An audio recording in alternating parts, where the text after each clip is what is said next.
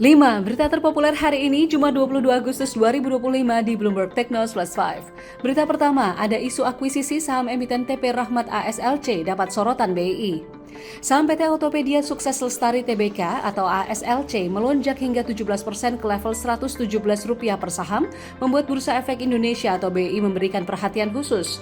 Sepanjang tahun ini, saham anak usaha PT Adi Sarana Armada Tbk atau ASSA itu sudah naik lebih dari 53%, meski masih di bawah harga IPO atau Initial Public Offering tahun 2022.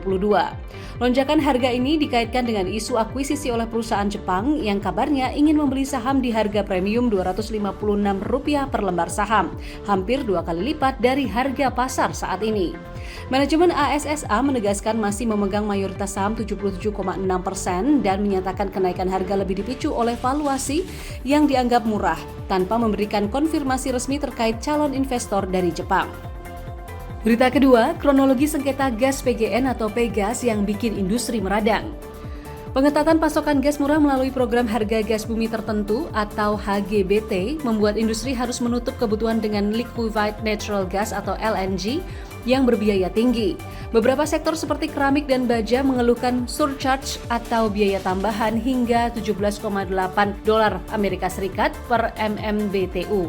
Jauh di atas harga HGBT yang hanya $6,5 hingga $7 Amerika Serikat per MMBTU atau Million British Thermal Unit satuan energi gas. Kementerian Perindustrian mengecam kebijakan PT Perusahaan Gas Negara Persero ATBK atau PGN karena dianggap melanggar arahan Presiden, bahkan memperingatkan resiko PHK massal jika pembatasan pasokan berlanjut. PGN menyatakan gangguan pasokan terjadi akibat unplanned shutdown di hulu, namun setelah pasokan tambahan masuk, distribusi gas ke industri mulai berangsur normal. Berita ketiga, OTT lagi, KPK tangkap Wamenaker Immanuel Ebenezer. Komisi Pemberantasan Korupsi atau KPK kembali melakukan operasi tangkap tangan atau OTT dan kali ini menyeret Wakil Menteri Ketenagakerjaan Immanuel Ebenezer yang diduga terlibat praktik pemerasan. Selain Ebenezer, 10 orang lain turut diamankan meski identitas lengkapnya belum diungkap oleh KPK. Ini menjadi OTT kelima sepanjang 2025 setelah sebelumnya menjerat pejabat PUPR atau Dinas Pekerjaan Umum dan Perumahan Rakyat, Satker Jalan Nasional Sumatera Utara, Bupati Kolaka Timur hingga Direksi PT Inhutani 5. Berita keempat, tingkat keuntungan BUMN setara dengan emiten kasta bawah di BEI. Meski meraih pendapatan hingga Rp2.916 triliun pada 2022, Badan Usaha Milik Negara atau BUMN hanya mencatat ROA atau Return on Asset 2,2% dan ROE atau Return on Equity 6,2% setara dengan emiten kecil di BEI. Banyak investor masih enggan melirik saham plat merah karena kasus korupsi dan resiko penugasan pemerintah.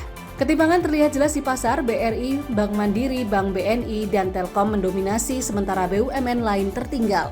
Pemerintah mendorong reformasi melalui Undang-Undang BUMN terbaru dan penghapusan tantiem komisaris agar fokus pada efisiensi dan peningkatan kinerja, membuka jalan bagi perbaikan tata kelola yang lebih solid.